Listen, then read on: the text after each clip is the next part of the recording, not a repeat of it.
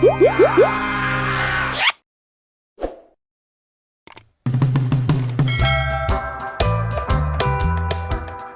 集唔係食評，亦都唔係食肆介紹啊！呢日當係我自己嘅個人記事之類咁嘅嘢啦。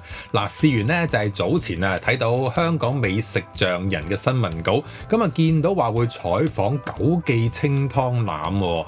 九記嗰間好有性格嘅九記，咁啊上 Google search 下啦，咁啊門口張相係寫住九記牛腩嘅，係咪同一間嚟嘅呢？真係唔 sure 啊！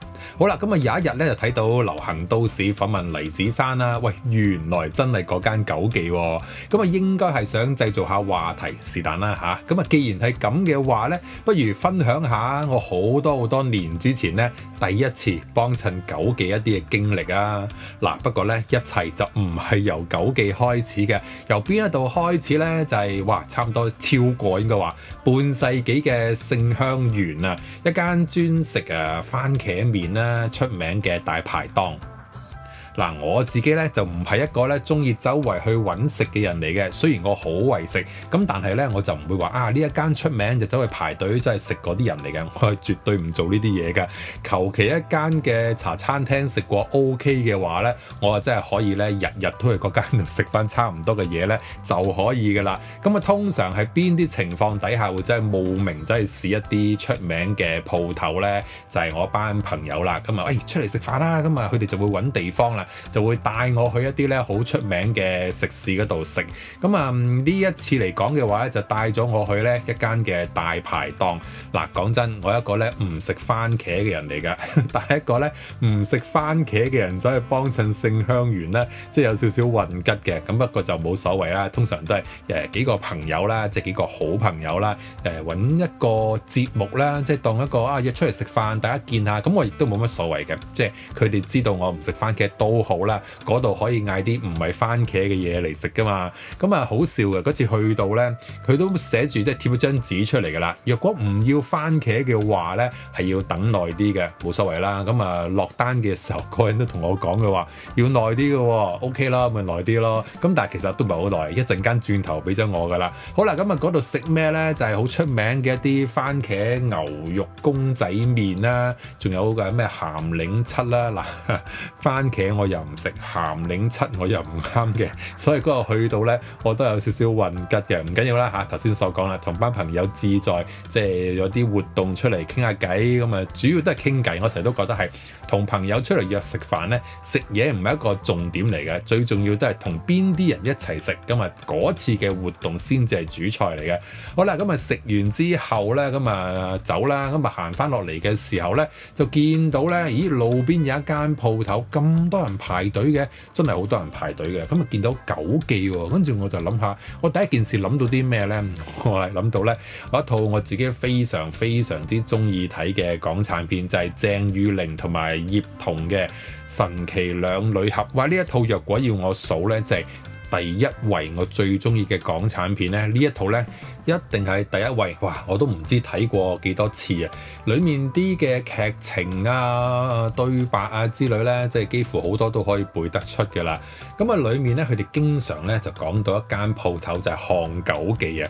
咁我就諗到，咦，係咪即係上電影裡面所講嗰間嘅漢九記呢？即係通常佢唔會用翻嗰個名㗎嘛，改一改諸如此類咁嘅嘢啦。我唔 sure 嘅。咁但係總之就入咗腦，就問朋友就喂，呢間嘢好出名㗎。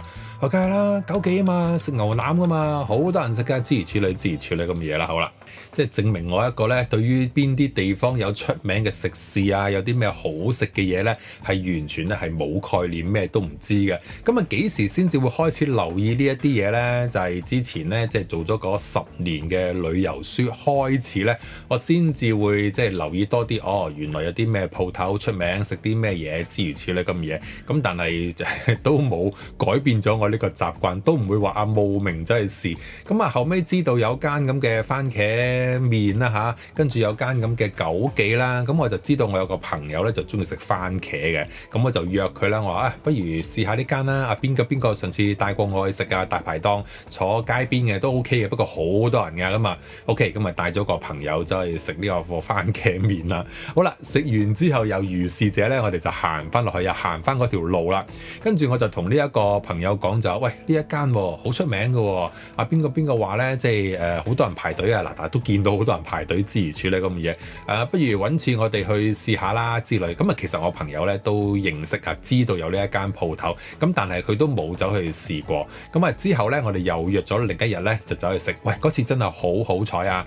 嗱，我如是者，其實我經過九記兩次啦，兩次門口咧都係排晒長龍嘅。咁但係嗰一次去咧，因為我哋晏晝咧，亦都應該避咗人哋真係放飯啊，亦都避咗係禮拜六日嗰啲假期時間去啊。咁變咗嗰日咧，哇，真係好好彩，冇人排隊喎。咁啊可以入去食啦，咁啊嗌咗個牛腩麵啦。嗱，講真，我成日都講一樣嘢就話咧，點樣先至係最公平咧？就係當你唔知道嗰個名堂，你對佢零認識嘅時候，走去試、走去聽、走去睇呢，第一個感受呢先至係最真嘅。即係正如我成日講就話，喺電台嗱，唔好話俾我知到底一陣間嗰隻歌係邊一個人唱嘅，最好就係我完全認唔到佢把聲啦，唔知佢係乜水啦。聽第一次嘅時候，到底隻歌好唔好聽啦？嗰個歌手唱得好唔好呢？咁啊先至係最公平嘅。即係若果俾我知道啊係邊一個唱嘅話呢，咁啊多多少少呢，因為有一個認知喺度啦，有個感情喺度啦，中意佢啦，唔中意佢啦，都會對嗰首歌呢係會加分或者減分嘅。喂，完全認唔到把聲嘅話，第一次聽呢，咁啊最好嘅最真嘅一個感覺，哇！唱到好肉酸，或者唱得幾好喎，首歌都 OK 喎。呢一個先至係最老實或者係最公平嘅一個評價嚟嘅。好啦，九記咁我當日咧淨係知道話佢好出名，咁但係我唔知道佢出名咧係臭脾氣嘅。咁我去到就係話食牛腩咁啊 OK 啊，我都好中意食牛腩嘅，咁啊嗌咗碗牛腩麵啦。食完之後咧，講真係咪真係好食？食到即係咁值得大家排長龍去食咧？我又真係唔識欣賞喎，唔係唔好味係 OK 嘅，咁但係唔係特別好味咯。即係呢一個水準嘅牛腩，其實係咪真係咁厲害呢？定係話其實佢原先即係最初出名嘅時候呢，係真係好好食，因為咁樣而打響個名堂啦。咁啊做咗一段時間之後，會唔會可能嗰個水準有啲唔同咗之類咁嘅嘢呢？唔知。總之嗰一次我食嗰碗嘅牛腩麵呢，我覺得係普通啦，唔覺得有啲咩嘢，咁但係絕對唔難食嘅，咁啊已經好好噶啦呢樣嘢，我覺得。咁但係最重點係點樣呢？到底嗰啲人係咪真係傳聞之中，或者我之後先至知道，原來佢哋最出名，除咗嗰碗牛腩之外呢，就係佢哋嘅臭脾氣呢。咁嗰日嚟講嘅話呢，我經歷話俾我知係冇服務嘅，即係落單嗰個女人又好啦，收銀嗰個男人都好啦，都係嗰啲好似打咗10支 Botox 塊面唔會喐啊，黑口黑面啊，即係嗌唔該啊，多謝嗰啲翻嚟個客嗰啲啦，唔該落單啊，唔該收錢之類嗰啲嘢啦，佢哋係唔會應你嘅。咁所以嗰轉嘅體驗就係咁樣啦。咁啊當然即係呢一類咁黑到咁樣嘅服務呢，就一定唔會有下次噶啦。即係何況我係嗰啲唔會話因為邊一間嘢出名就特登走去山長水遠走去排隊走去食嘅人啦。咁啊加上佢離我屋企嘅距離都有啲路程啊腳程啊，所以就更加唔會有下次嗰類咯。咁至於會唔會話去到好似近年一啲新聞咁嚴重咁天花板呢？咁我都相信一定會有嘅。咁啊，所以我諗翻嘅話，其實嗰一次嚟講嘅話，我都算好彩㗎啦。可能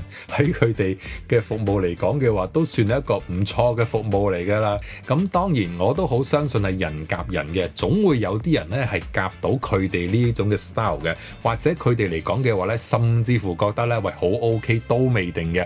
咁啊睇下大家嘅彩數啦。咁啊話時話喂，真係我都好想知啊。咁到底神奇兩女俠裡面嗰間漢九記呢，係咪真係講呢一間九記？定係話有另一間咪真係叫做漢九記㗎？如果知道嘅朋友，不妨留言話俾我知啊。